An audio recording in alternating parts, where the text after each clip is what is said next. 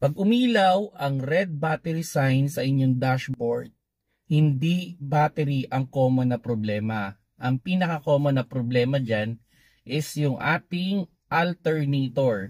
Yung alternator natin, hindi na siya nagpo-produce ng power.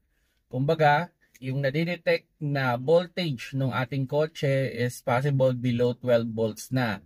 Kaya ang nangyayari, umiilaw na yung red battery sign. Ang pinaka-reminder ko lang sa inyo mga paps, pag nasa ganyan kayong sitwasyon na nakailaw yung inyong red battery sign, huwag ninyong papatayin yung makina. And as much as possible, tipirin na ninyo yung inyong battery. So paano siya matitipid?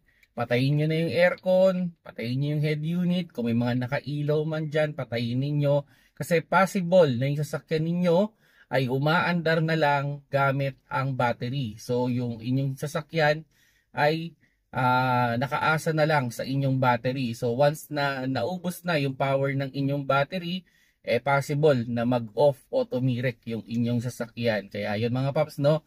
Kung sakali man na umilaw yung inyong red battery sign habang umaandar ang inyong sasakyan, yun, maging conscious na kagad kayo. Kung may malapit na battery shop, mas okay, nadalhin nyo doon. Or kung may malapit na alternator shop, mas okay din, ipacheck ninyo yung inyong alternator kung bakit nagkakaroon ba ng problema. Well, possible din naman, like naputol yung belt, okay, o kung nadaan kayo sa baha, nabasa lang naman, eventually mag-okay naman maya-maya.